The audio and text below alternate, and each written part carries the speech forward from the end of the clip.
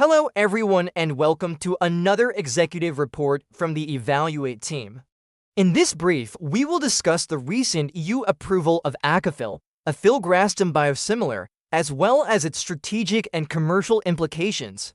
We will also cover the expected impact on Accord Healthcare's biosimilar portfolio and financial performance. For those not familiar, the European Medicines Agency EMA approved Accofil Filgrastim biosimilar in April 2025 for the treatment of chemotherapy-induced neutropenia as well as other indications such as bone marrow transplantation, support severe chronic neutropenia, and peripheral blood progenitor cell mobilization. This approval makes Accofil the fifth Filgrastim biosimilar available in the EU following 𝗔𝗖𝗖𝗢𝗓𝗔𝗥, Filgrastim, and a recently launched Mylan biosimilar.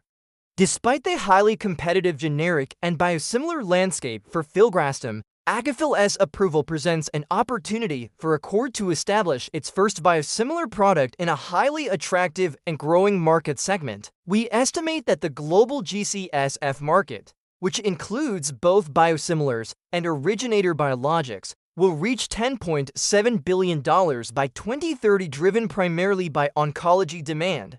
Europe leads the way in terms of biosimilar adoption, accounting for 85% penetration of Filgrastim biosimilars.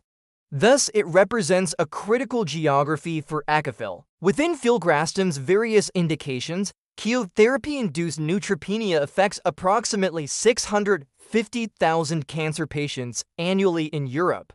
Febrile neutropenia is a common dose-limiting toxicity, and G-CSFs are widely used to reduce hospitalization and mortality rates. Other high-volume areas include stem cell mobilization for hematopoietic stem cell transplantation in the treatment of hematologic malignancies, with approximately 45,000 HSCT procedures performed each year in the EU. And severe chronic neutropenia, a rare but lifelong condition requiring long-term G-CSF therapy. The approval of Accofil thus positions Accord Healthcare to tap into these high-volume, high-cost therapeutic areas and reinforces the company's commitment to providing cost containment solutions for national health systems across Europe. From a financial perspective, we expect Accofil to have a significant impact on Accord's top line in the coming years. As a cost-competitive biosimilar, it can rapidly gain market share in institutional settings and national procurement tenders, enabling Accord to diversify its biosimilar portfolio beyond Filgrastim or potent biosimilars and increase its European B2G revenue. We estimate that Accofil could add €60 million, €80 million in annual revenue in the first 2 to 3 years post-launch, assuming 5 to 10% EU G-CSF biosimilar market capture.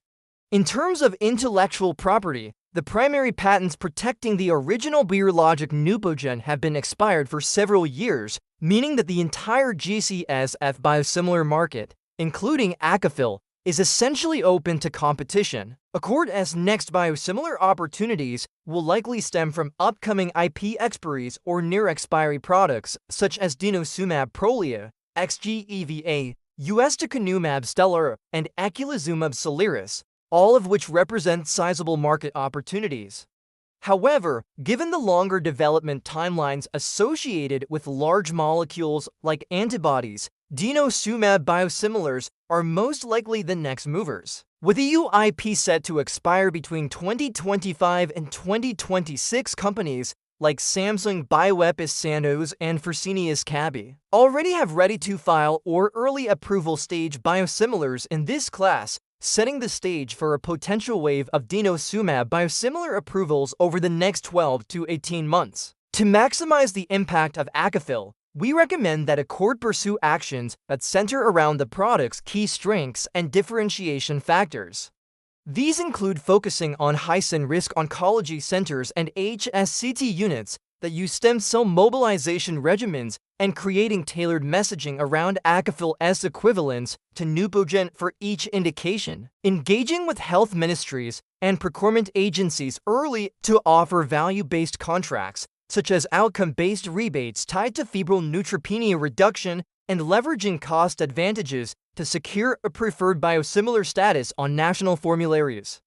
partnering with hematology and oncology KOLs to build real-world evidence studies on CIN management outcomes, publications and Congress abstracts demonstrating Accofil's equivalence in real-world settings, and developing a prefilled syringe with auto-injector for home use in chronic indications. Co-marketing partnerships for underserved Eastern European and Latin markets, and investigating digital adherence tools such as injection reminders to improve patient retention in chronic indications. By executing on these recommendations, Accor can position Accofil for success in the EU biosimilar market and leverage its expertise and infrastructure to drive further growth and establish itself as a leader in the space. Thank you for listening, and if you have any questions, please do not hesitate to contact me or any member of the Evaluate team.